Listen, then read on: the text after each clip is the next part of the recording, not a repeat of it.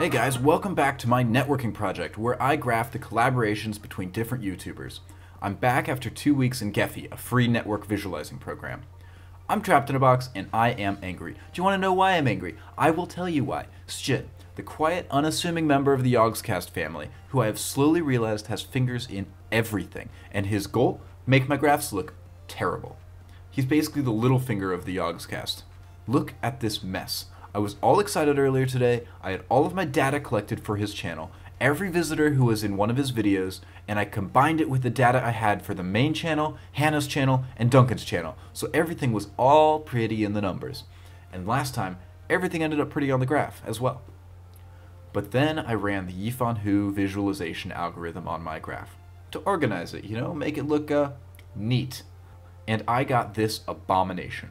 I did my best. The size of the circle is proportional to the overall number of appearances in collaboration videos, whether on their own channel or another. And there are 3 colors identifying the 3 groups that I've kind of arbitrarily made, which are the node channels, which I have collected data for so far, in darker blue, the guests who have appeared on multiple channels in teal, light blue, or whatever you want to call that color, and those rare few who have only ever appeared on one of the node channels, who I will call the uniques, are orange. Right now you're looking at the graphy, my little slang for Gephi graph, I know, I'm cool, for the year of 2012. Like Duncan's, Sjin's channel doesn't appear until that year. I really do feel bad for my 2011 graphy. Look at it, it's so tiny and innocent. It's like barely anything on there. But it is pretty cool to see how things have exploded for these guys in 2012. They really became an actual network. It's kind of what I wanted to see. Honestly, looking at this, it's almost like there's 2 different camps. There's the boys and there's the girls. Classic. Lewis and Simon, Duncan and Sjin versus Hannah.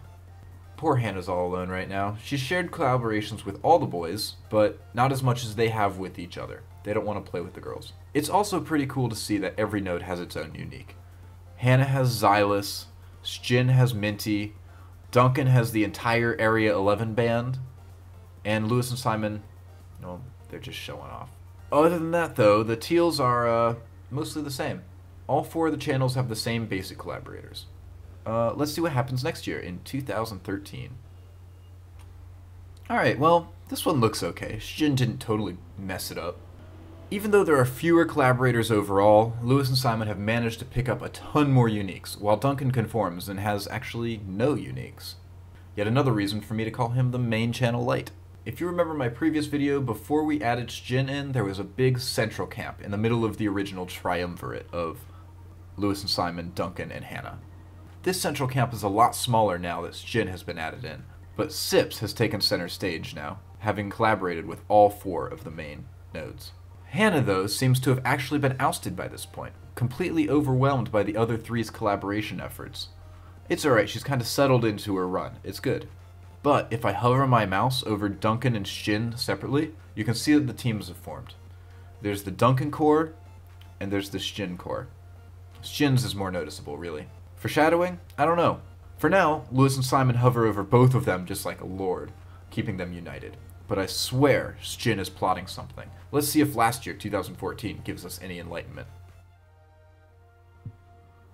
Oh, this is actually my favorite of the 3 years. 2014, the year that turns this graphy into a nearly symmetrical network. Sjin is definitely preparing a coup. He's recruited tons of uniques from Polaris. Look at this. This whole side. Meanwhile, Duncan is going for what's referred to in Civ as the tall build, with the most overall collaborations but the fewest uniques of what has become the second triumvirate of Duncan, Sjin, and Lewis and Simon. And meanwhile, the main channel as well as Sjin have gone for what's known as the wide build in Civ, spreading their sphere of influence as far as possible and getting as many uniques and individual nodes as possible. If I know Civ, this is what we call the mid-game.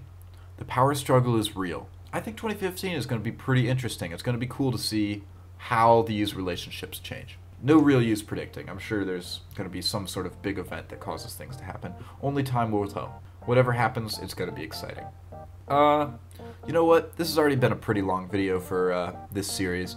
I'm going to cut it here and release the 4-year overview that's a combined graphy tomorrow. That way I'll be able to look at each channel individually, while we still have a small enough number of nodes to do so. But for now, thanks for watching, guys. I'm gonna stop saying like and subscribe because it feels cheesy, but still do it. And I hope to see you guys tomorrow. Or rather, I hope you see me tomorrow. Hear me. Bye?